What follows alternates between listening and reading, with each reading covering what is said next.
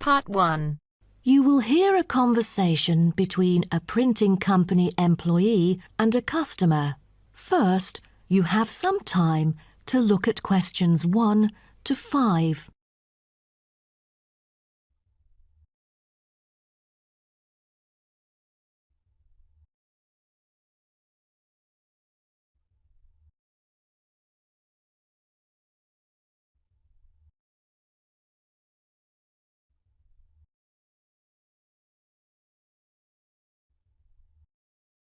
Now we shall begin. You should answer the questions as you listen, because you will not hear the recording a second time. Listen carefully and answer questions 1 to 5. Good afternoon. Welcome to Matrix Printing. I'm John Smith. How can I help you? Good afternoon. I'm here to reprint a brochure for our hotel. There are some pages that need revising. Sure. How may I address you? Oh, I'm Mary Jane from Central Hotel Chains. Nice to meet you. I've got samples of the previous version. I assume it is your company's advertising brochure. Yes. What exactly is the problem? Well, it was printed the year before, so some of the information is already out of date. There are also a couple of problems with the layout. Firstly, the letters of the address on the front page are far too small. It's hard to see when glancing at the cover. How big do you need it to be? Increase the letters by 3 font sizes. Just a minute. Let me take notes of your requirements. Okay, what else needs changing? The information regarding the pool should be deleted because it is currently under renovation and is not available. So, all of the relevant descriptions on page 2 should be removed? What do we replace it with? We can't just leave the whole page blank. Just fill it in with the introduction of our newly opened gym. I've included all the relevant information here in this flash drive. Let me check. I see. No problem then. What is also bothering us is that the description under the top photos on page 4 is incorrect. The word lounge needs to be replaced with reception. Fully noted. Is that all? No, there is more. Turn to page 5. We feel that showing merely the picture of our exterior and interior decoration does not fully represent the appeal of our hotel. On second thought, we've decided to use a picture with the view of the hotel. Do you have the original copy of the picture? Yes, it is also enclosed in the flash drive.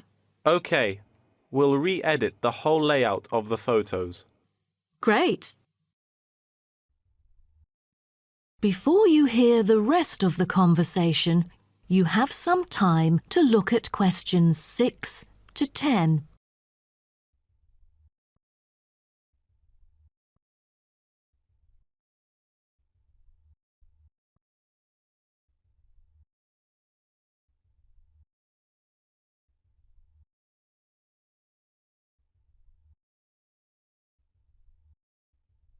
Now listen and answer questions 6 to 10. Let's turn to the next page. Yes. What's wrong with that? It seems perfectly fine to me. At first sight, it seems fine, but according to the feedback of the customers, the prices do not stand out. So, we want to change the print from black to red to make it pop out. Okay, I've made notes of all of your requests. Is there anything else? I appreciate it. Just one final request. Could you translate the whole brochure into Spanish? We have customers worldwide, you know, especially those from Latin countries. No problem. What about other languages, like Japanese, Chinese, or German? These are our most popular target languages. I have to ask the manager about the Chinese version. There's been a surging number of Chinese clients during recent years. However, we don't need German or Japanese translations, as we currently don't have many customers from those two countries. Sure. Just keep me updated. So, roughly, when could we get the revised print? We need it before the end of July. It's late June now. Roughly, it'll take 3 weeks to re-edit. So it will definitely be ready before the deadline. Great.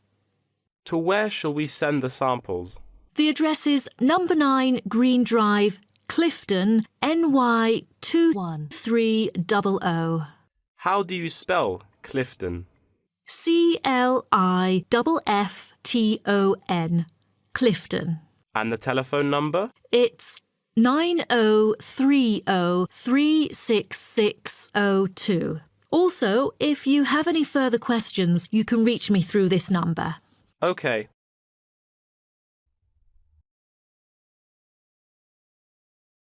That is the end of part 1. You now have half a minute to check your answers.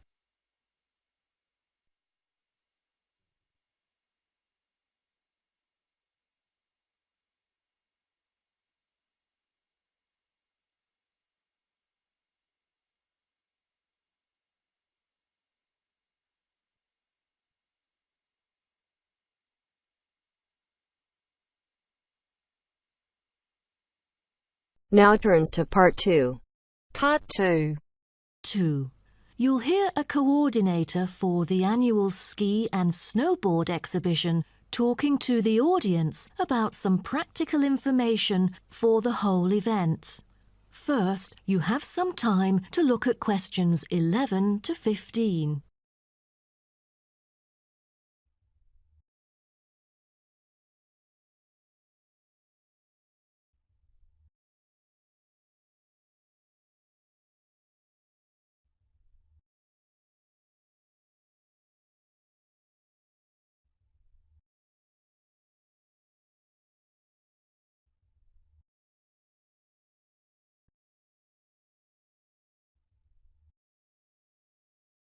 Now, listen carefully and answer questions 11 to 15.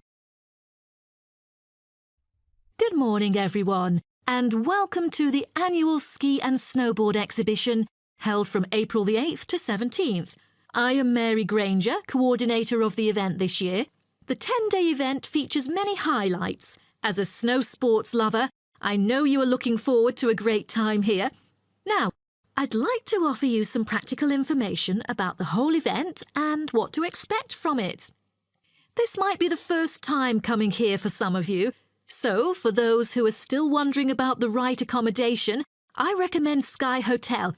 It has its own health and sports clubs, just like most of the hotels here, but I love it because of its incredibly cosy beds, which guarantees good rest after an exhausting day of exploration. If you haven't brought your own equipment, like poles, boots and skis, they are available for purchase or rent at Ski Set or Snow Rental. The exhibition this year provides a colourful look into the history of skiing and an inspiring peek into the future prospects of the sport. Apart from the fascinating photo exhibitions and the most up-to-date skiing gear like always, this year we have added 4 computers which can imitate the process of skiing, ensuring the same physical activity and sensations that appear during the skiing process on downhill slopes. But I have to warn you that it might be quite time-consuming to line up for the free trial experience. Many have posed the question as to how to enter the skiing and snowboarding competition. Well, rather than filling out the back of the entrance ticket or bombarding the committee with emails, the most effective method is by checking out the exhibition newsletter delivered every month for availability. At the most beloved local event, the exhibition has also drawn attention from the press. Last year, massive media coverage was on the worrisome amount of snowfalls. In order to avoid the same predicament, several artificial skiing slopes have been built. With more participants this year, we have lowered the entrance fee, which has been widely reported to local newspapers. A bonus for our participants is the ski programme. It offers a wide variety of lessons and sessions with qualified instructors, ensuring that all ages and abilities are catered to, from the first-timers to seasoned amateurs. I strongly advise you to sign up for the programme, as it is offering an unprecedented 30% discount. That's mainly because we are cooperating with the programme organiser, who promises affordable prices only for the participants of the festival this year. Before you hear the rest of the talk, you have some time to look at questions 16 to 20.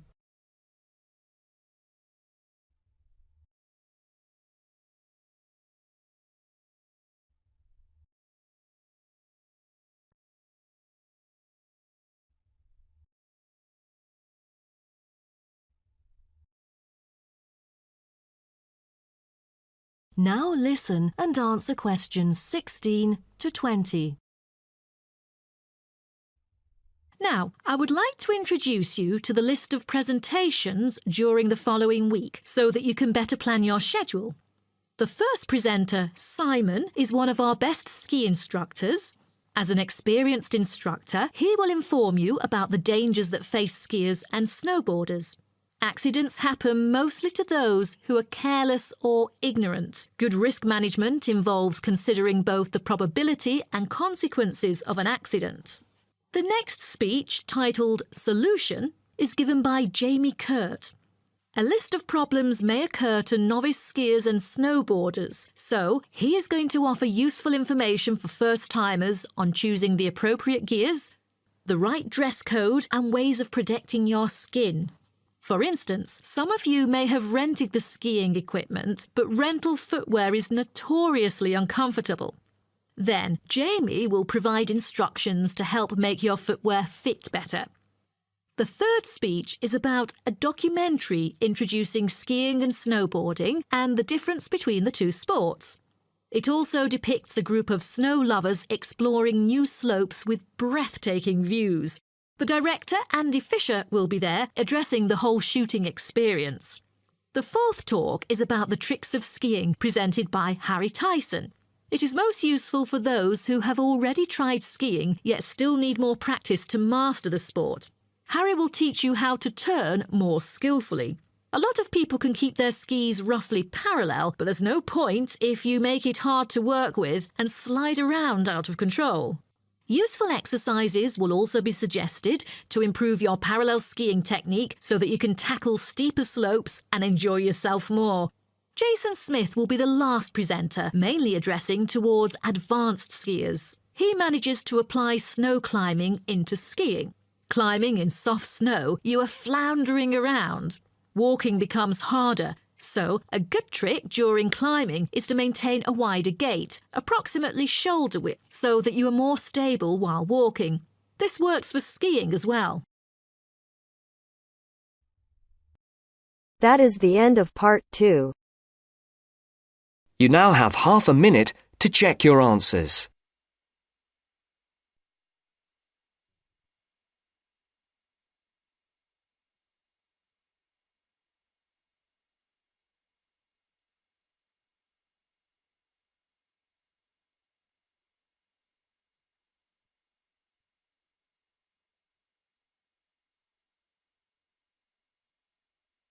Now turns to part 3.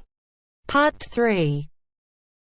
You will hear two students called Syria and Greg talking about some research on renewable energy. First, you have some time to look at questions 21 to 23.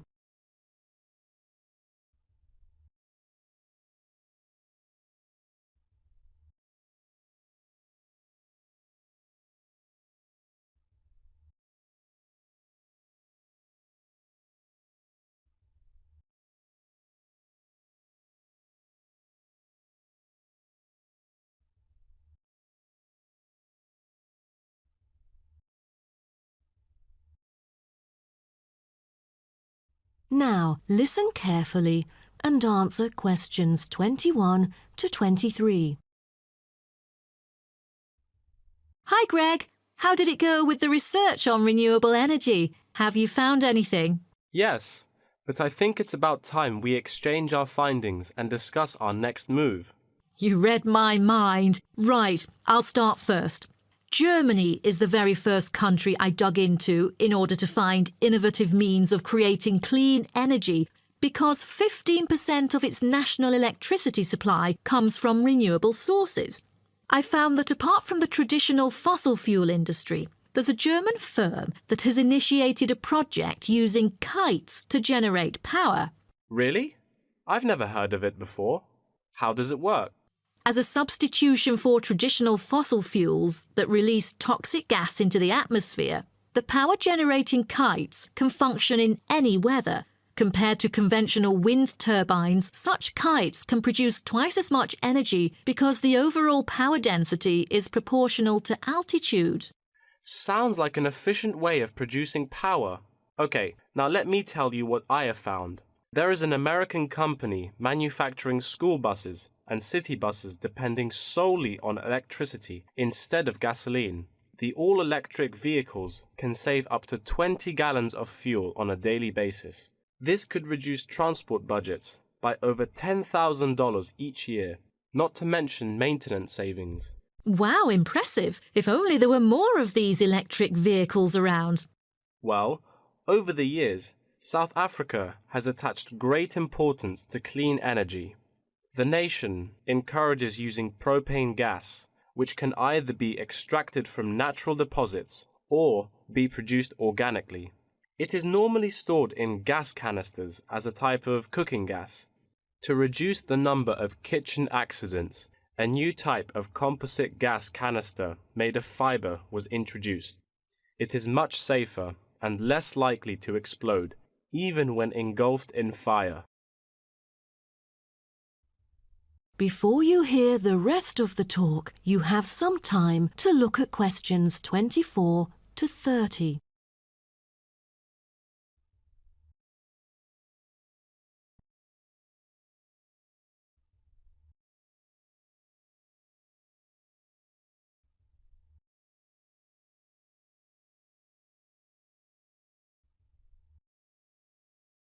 Now, listen and answer questions 24 to 30. Now, about the survey. Do you have any clues as to what kind of interviewees we should include? How about local companies doing business on clean energy products? Probably not the best choice of respondents. Remember the last time we asked corporate employees to do the questionnaire? Only about 5% of them were actually willing to participate. That wouldn't be enough then. It seems we have to drop that idea. Then maybe we can ask the professors and administrative staff here to help us. They could provide their insights and understanding on energy production. It would be ideal if they would, but I'm afraid most of them are too busy to respond to the list of questions we've prepared. I guess the students here at the university would be more suitable. You're right, and it is a much bigger sample pool too. Also, I think we should include the locals. Their opinion is key to the promotion of renewable energy here in the town. But wouldn't it be difficult to collect data? There's no way the two of us could go from door to door to interview all the residents. There's no need to worry about that. We'll make it telephone interviews. That way, we'll have enough time to get sufficient data. Good idea. What should we present in our speech? Due to lack of media coverage, the majority of people actually have a limited understanding on renewable energy. Most of them aren't able to identify various types of renewable sources.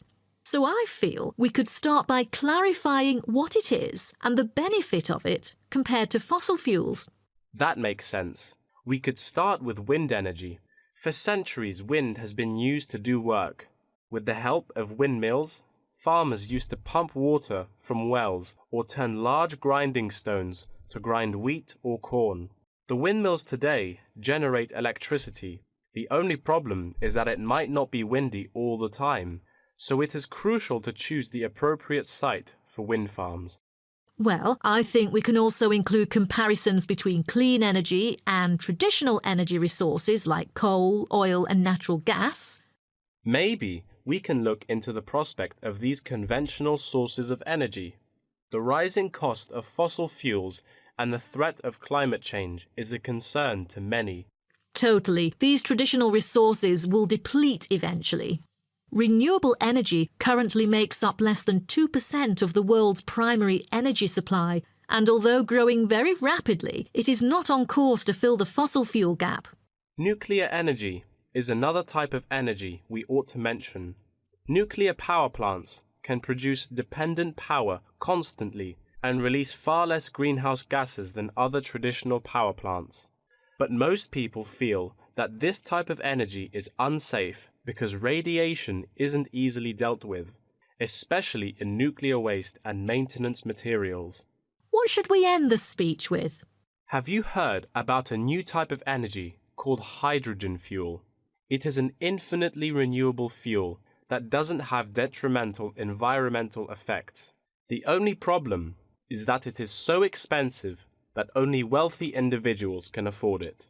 But I think overall, the benefits overshadow its high cost. I think that even though this new type of renewable energy is too expensive to use at the moment, in the long run, its price will go down and become more accessible.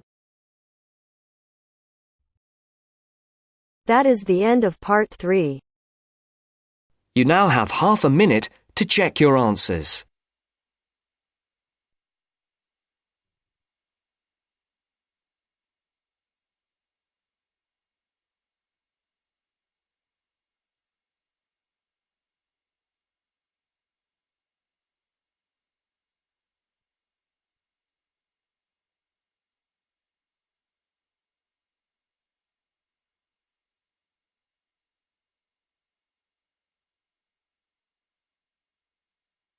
Now turns to part 4.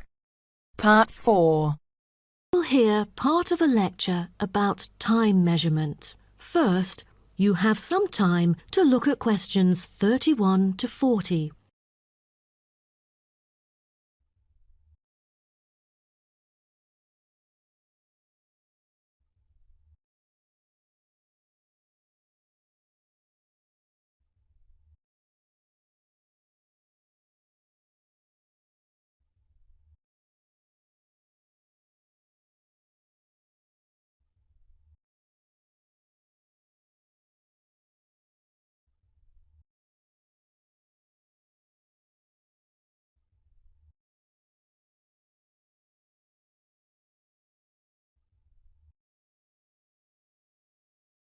Now, listen carefully and answer questions 31 to 40.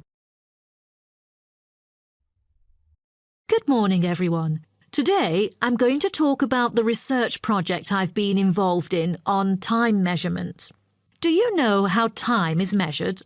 Consider how we measure length and how, with time, we encounter a difficulty. Before we could grasp it, it would slip through our fingers. In fact, as we can see, we are forced to have the resource to measure something else, the movement of something in space or a set of movements in space. All the methods that have been employed so far really measure time by a motion in space. The measurement of time is no easy matter. A scientific unit only arrived at after much thought and reflection. As the most primitive form of measurement, the sun seems to be natural. Ever since man first noticed the regular movements of the sun and stars, we have wondered about the passage of time. Prehistoric people first recorded time according to the sun's position. To start off, let us take noon, which is when the sun is on the meridian at the highest point of its course across the heavens, and when it casts the shortest shadow. But this measurement, which was regarded as a major one in ancient times, was less important than the natural events that occurred. The earliest natural events that had been recognised were in the heavens, but during the course of the year, there were many other events that indicated significant changes in the environment. Seasonal winds and rains, the flooding of rivers, the flowering of trees and plants, and the breeding cycles or migration of animals all led to natural divisions of the year, and the further observation and local customs led to the recognition of the seasons. Years later, precise measurements were invented because the passage of time was extremely important for astronomers and priests who were responsible for determining the exact hour for daily rituals and for important religious festivals.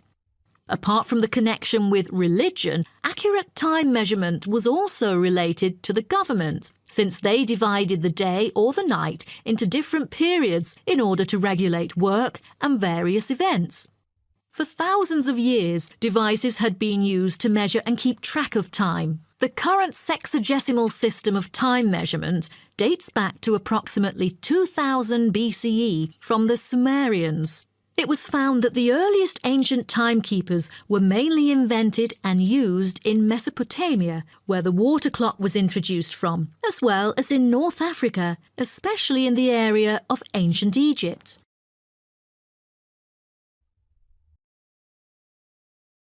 So, now I'd like to introduce you to some of the most well-known ancient timekeepers, as well as the disadvantages of them, for which they were replaced by various new forms of clocks that were used afterwards. A sundial is a device that tells the time of day by the apparent positioning of the sun in the sky. In the narrowest sense of the word, it consists of a flat plate and a gnomon which casts a shadow onto the dial. As the sun appears to move across the sky, the shadow aligns with different hour lines which are marked on the dial to indicate the time of day. However, it was quickly noted that the length of the day varied at different times of the year. Therefore, there could have been a difference between clock time and sundial time. In addition, the sundial was of no use at night, so a water clock was invented. The water clock, or clepsydra, appeared to have been invented around 1500 BCE and was a device which relied on the steady flow of water from or into a container. Measurements could be marked on the container or on a receptacle for the water. It was reliable, but the water flow still depended on the variation of pressure and temperature from the top of water in the container. As the technology of glass blowing developed, from some time in the 14th century, it became possible to make sand glasses. Originally, they were used as a measurement for periods of time like lamps or candles. But as clocks became more accurate, they were calibrated to measure specific periods of time. The drawback, however, as you can imagine, was the limited length of time they could measure. The last timekeeper to be introduced is the fire candle clock. Candle clocks took advantage of a simple concept, the slow and consistent nature of a burning wax candle.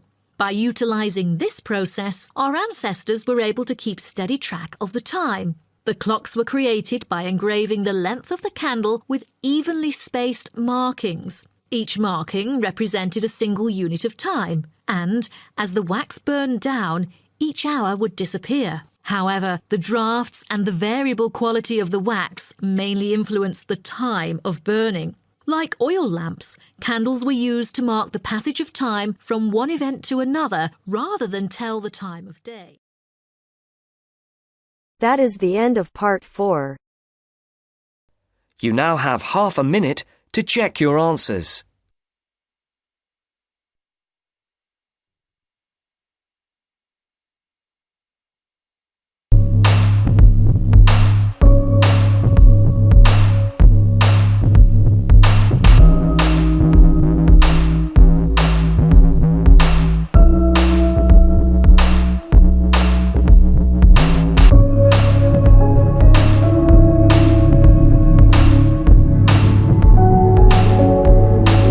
That is the end of the test. You now have 10 minutes to transfer your answers to your Ielts listening answer sheet.